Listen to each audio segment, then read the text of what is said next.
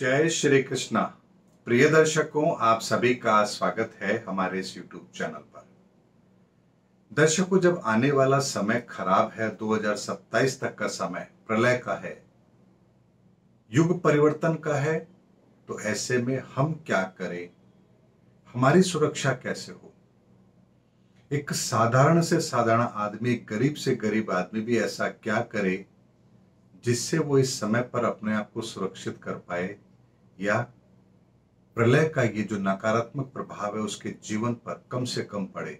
उसके लिए हमें क्या करना चाहिए, इसी की जानकारी मैं आज आपको इस वीडियो में दे रहा हूं। दर्शकों, यदि दो काम आप आज से ही करना आरंभ कर देंगे तो निश्चित मानिए 2027 तक का जो इस समय है, जो इस पूरी दुनिया के लिए काल का ग्रास बनकर, या यूं कह लीजिए कि खतरा बनकर हमारे ऊपर मंडरा रहा है, इसमें अधिकतम सुरक्षा हमारी हो, इसका साधन हमारे लिए जरूर बनेगा।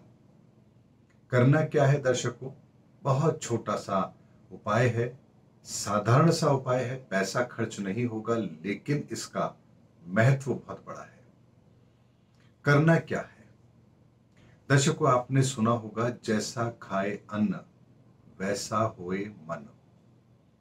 यानी जो हम भोजन करते हैं, उस भोजन को करते समय, वैसे तो भोजन को बनाते समय भी हमारे घर के अंदर माताओं बहनों का अपना मन शुद्ध होना चाहिए, भावनाएं पवित्र होनी चाहिए, तभी हमें वो भोजन हमारे लिए वो महत्वपूर्ण होता है, या यूं कह लीजिए हमारे लिए वो शुभ होता है, अच्छा होता है, उसका आनंद हम अपने जीवन में ज्यादा ले पाते हैं।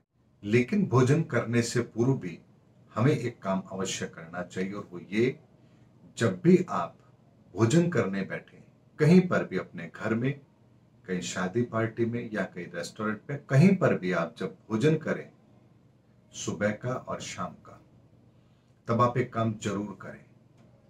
भोजन जो आपके सामने है उसमें से थोड़ा सा गौग्रास, जिसे हम कहते हैं, यानी कि जैसे चपाती में से छोटा सा हिस्सा लिया, सब्जी थोड़ी सी उसमें लगाई, और बाकी के जो भी सामान है उनमें से थोड़ा थोड़ा लेकर के एक गौग्रास जो हम निकालते हैं, आप लोगों ने देखा भी होगा अपने घर में बुजुर्गों को एक काम करते हुए, और खास तौर पे उपवास के समय पर, यानी जब आपका उपवास होता है तब आप काम जरूर करते हैं। आपको यही गौग्रास आज से नियम बना लीजिए कि हमें अपने जीवन में जो भी अन्न हम ग्रहण करेंगे, हमें गौग्रास पहले निकालना है, और उसके पश्चात उस भोजन को हमें स्वीकार करना है। इससे दर्शकों होगा ये कि आपका, आपके भोजन का एक अंश देव कार्य में लगेगा, शुभ कार्य में लगेगा, इस प्रकृति के लिए आपका एक कार्य समर्पित होगा, और उसके पश्चात जब आप भोजन करेंगे तो आप प्रकृति की कृपा के पात्र भी अवश्य होंगे। क्योंकि आने वाले समय के अंदर खाद्यान्न संकट भी एक बहुत बड़ा संकट होगा, और इस तरह से जब हम भोजन करेंगे तो हमारे मन की पवित्रता भी बढ़ेगी, और हमारा मन सात्विक होगा, और हम इस विनाशकारी समय के अंदर अपने आप को सकारात्मक रखने में कामयाब जरूर होंगे। दूसरा उपाय जो आपको करना है वो ये करना है, जब भी आप घर से निकलते हैं, यानी कि माताएं बहनें जब कभी काम होता है तब निकलती है, और अगर मान लीजिए माताएं बहनें अगर हमारे वर्किंग है तो भी, और जो हमारे बाकी के घर के पुरुष हैं या अन्य सदस्य हैं जो वर्किंग हैं, वो, यानी दो ही तरह के लोग होते हैं, एक वो जो घर के अंदर रहते हैं, माताएं बहनें जो कभी कभी निकलती हैं, और एक वो लोग जो रोज जाते हैं अपने काम पर। जब भी आप घर से निकलें, एक काम अवश्य करें, अपने घर के मंदिर के अंदर हाथ जोड़कर प्रणाम करके फिर घर से निकले, और रात को लौटते समय या शाम को लौटते समय पुनः घर में प्रवेश करने के साथ ही सबसे पहले घर के मंदिर में जाएं, यानी पहले हाथ धो लें, फिर घर के मंदिर में जाए, और वहां वापस से भगवान को प्रणाम करके फिर अपने घर के अंदर बाकी के कार्य करें।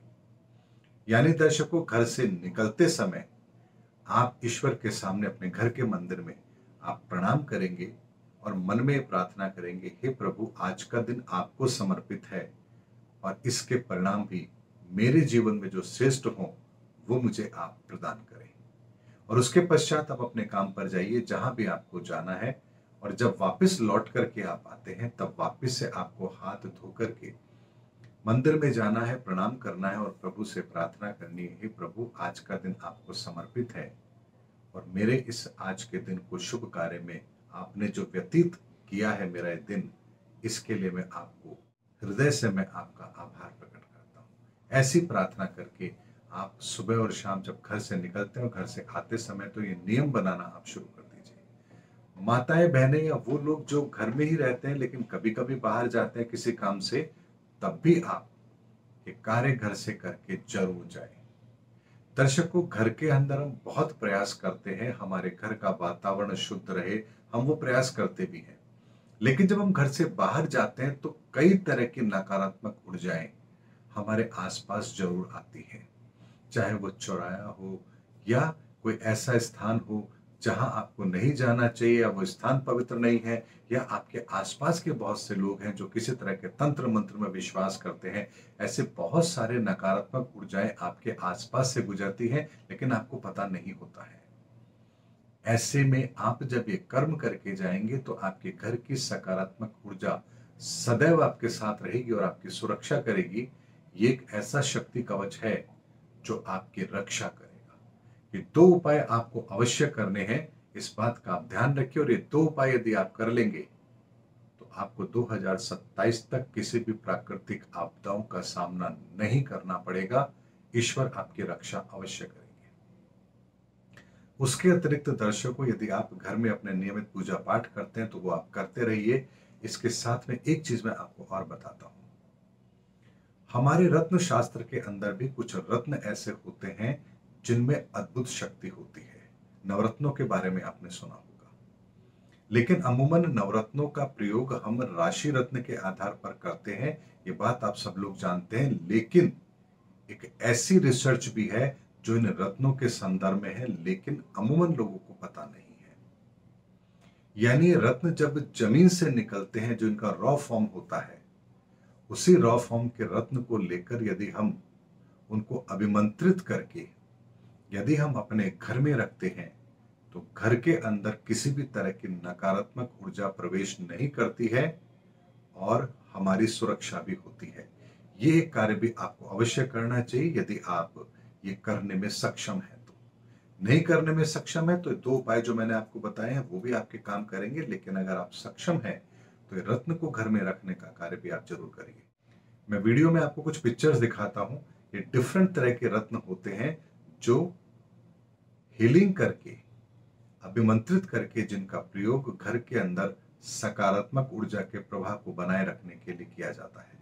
लेकिन दर्शकों, एक बात का ध्यान रखिए, इनका चयन कुंडली के आधार पर होता है। यानी कि अगर शनि अच्छा होगा तो कौन सा रत्न प्रयोग होगा, आपकी कुंडली में यदि बृहस्पति अच्छा होगा तो कौन सा रत्न प्रयोग होगा, शुक्र होगा तो कौन सा होगा, सूर्य होगा तो कौन सा होगा। यानी आपके 9 ग्रहों की क्या परिस्थिति है कुंडली में, उसके आधार पर यह तय होगा कि इनमें से कौन सा रत्न आपको अपने घर के अंदर अभिमंत्रित करके रखना चाहिए, ताकि वो आपके इस प्रलय के समय में आपकी सुरक्षा कर सके। दर्शकों, ये जो आज के वीडियो की मैंने जानकारी दी है, मैंने अपने जीवन के अनुभव के आधार पर आपके सामने बात रखी है, क्योंकि अब वक्त आ गया है जब इस चीज का प्रयोग सार्वजनिक तौर पर हमें करना चाहिए। ये प्रयोग मैंने अपनी जिंदगी में बहुत लंबे समय से करता आ रहा हूं, लेकिन अब समय आ गया है कि मैं सार्वजनिक तौर पर ये उपाय आपको बताऊं, ताकि आप सब मेरे जो अपने हैं, जो मेरे दर्शक हैं और जो वीडियो देखते हैं वो भी, और जो आपसे जुड़े हैं, जिनको आप जानते हैं, उनको भी आप अपना मैसेज फॉरवर्ड कीजिए, ताकि वो लोग भी अपनी सुरक्षा स्वयं कर सके। और दर्शकों, यदि इसको अभिमंत्रित करने के संदर्भ में आपको कोई जानकारी चाहिए तो आप मुझे व्हाट्सएप पर मैसेज कर सकते हैं। मेरी टीम आपको पूरी तरह से कोऑर्डिनेट करेगी और इसके संदर्भ में आपको पूरी जानकारी जरूर देगी। उम्मीद करता हूं दर्शकों, आज के वीडियो में मैंने आपको एक ऐसी जानकारी दी है जो 2027 तक आपकी सुरक्षा अवश्य करेगी, और उसके पश्चात हमारी सुरक्षा की जिम्मेदारी ऊपर वाले की है, वो इस संसार की सुरक्षा स्वयं कर लेगा। लेकिन तब तक प्रलय का सामना इस दुनिया को करना है, और इस प्रलय के इस समय में हमारी रक्षा कौन करेगा, इसका एक सटीक समाधान मैंने आपको अवश्य दिया है।